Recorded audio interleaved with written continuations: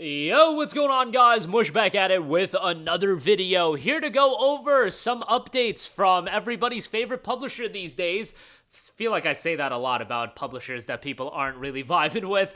That is PlayStation. PlayStation, man, they put out some great games, but recently, a lot of their practices have been a little bit insane, and we have a bit of an update on a mod that I recently covered as well. Unfortunate news as far as that's concerned. But right off the top, let's talk about the announcement that nobody wanted, nobody cares. In some way, makes an existing PlayStation PC title better. In another way, makes it worse. Horizon Zero Dawn Remastered has been revealed, and I gotta say, you know what? It's a $9.99 upgrade, and I had said previously, talking about the possibility of a Zero Dawn Remastered, if they get the visuals to the level of Horizon Forbidden West, I do think that's a level up. Horizon Forbidden West, in my opinion, looks far better than Horizon Zero Dawn, and that's essentially what they are doing.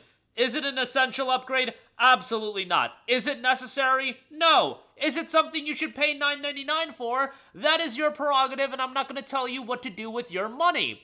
However, while it is going to see a bit of a visual improvement, and graphically it looks good based on the trailer we've seen, they're also baking in PSN login for the remastered version. Horizon Zero Dawn, as it exists, does not have PSN login necessary. Zero Dawn Remastered is going to have the PSN login necessary, and I'm going to be real with you guys. I wouldn't be all too surprised if they ultimately pull Horizon Zero Dawn without any warning. They haven't said that they're going to be doing that, but it's Sony, and I feel like they want to start making PSN login at least their MO right now until they decide that sales numbers have bit them in the ass enough.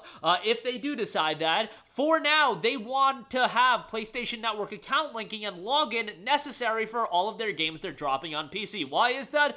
We've said it over and over again, but it is because they are desperate to have you in their ecosystem. That is ultimately Sony's end goal. Yes, it's nice to collect that revenue from the PC consumers that are buying their games. However, you have to understand that the revenue that they collect from selling, let's say, I don't know, 1 million copies of God of War Ragnarok. I don't believe it sold 1 million copies yet, but 1 million copies of God of War Ragnarok at $60 a pop. Steam takes their cut, whatever. Let's say they get $45 million or whatever. $45 million ultimately to Sony and PlayStation.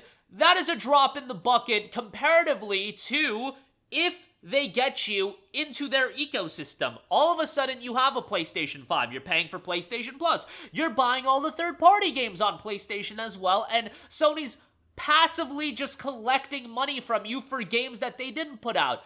In a vacuum, that $45 million or $40 million that they're going to collect for God of War Ragnarok, if it's around that range, it's probably going to be a little bit less. Ultimately, it'll probably be far more over the course of several years, but that is going to be a fraction of what they hope to get out of you. And I reiterate that point, what they hope to get out of you.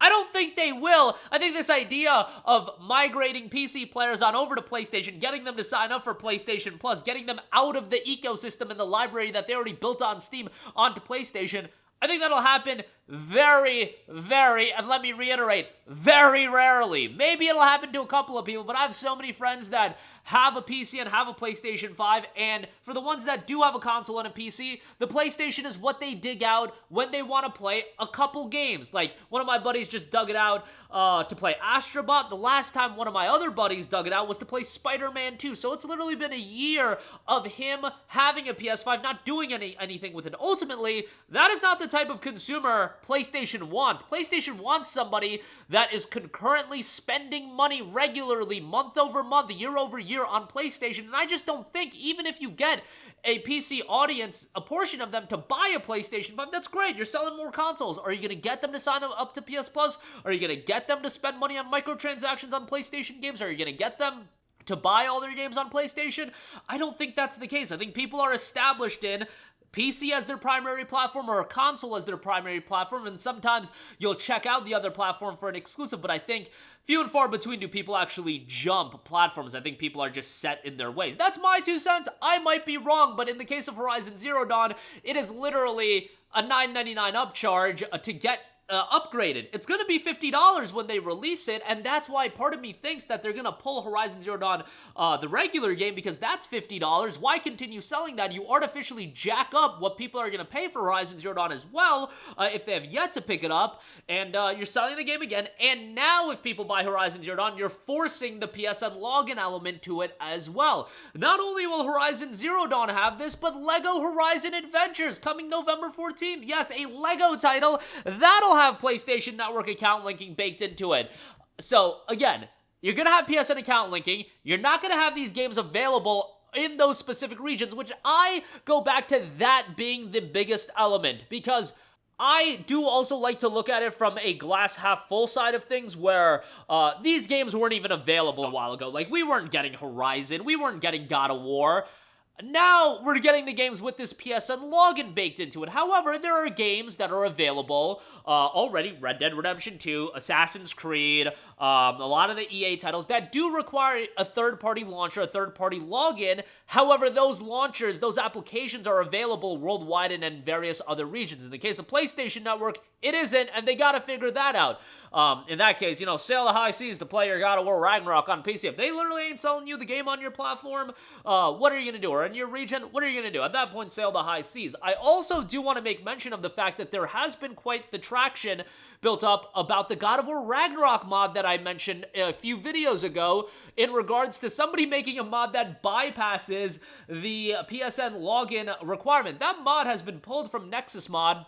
And it was noted that Nexus Mods reached out to the creator, and the creator responded, "Hello, that was my personal decision because the mod has gotten too much attention. Even IGN and PC Gamer wrote an article about it. Thus, I thought it would be better to remove it from public to avoid any potential threats from the Sony side, even though the project never modified anything in memory related to Sony products, but better safe than sorry. I'm sorry that it happened, but I can't really put myself in risk since it was unclear. Hopefully you understand. Peace." Hey, he's transparent about it. With how publishers are these days, and with how much Sony does want to implement PlayStation Network account linking, I can totally understand that being a reason, and I'm not going to say that he's just covering from Sony. I don't think this person has any reason to cover from Sony. I can understand why you would be a little bit concerned. Even the idea of a legal letter being sent to you from one of these big corporations, that's not something most people want to deal with, man. I'm sure Pocket Pair ain't having a fun time dealing with Nintendo right now, and I'm sure a regular mod creator doesn't want to have to deal with a Sony going after them. Like, it's understandable. Unfortunate, because the mod was effective and I saw a lot of people checking it out.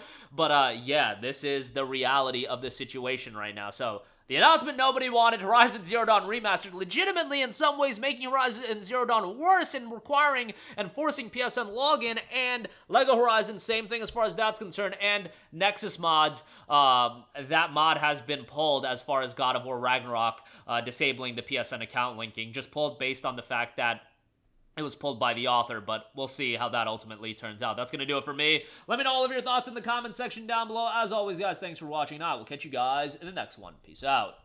Hey, what's going on, guys? Mush here again. Hope you enjoyed the video. As you guys might know, YouTube's notification system is sometimes a little bit wonky, even if you're subscribed to the channel. Maybe you're not abundantly aware that I uploaded a video. To remedy that situation, make sure you hit the bell notification button. This way, whenever I upload a new video, and I try to upload as consistently as possible, you will be notified directly of the upload, and you can watch it as soon as it goes live. I would really appreciate if you guys hit that button so you can stay up to date with all of the content I'm posting. But as always, guys, thanks for watching, and I'll catch you guys in the next one. Peace out.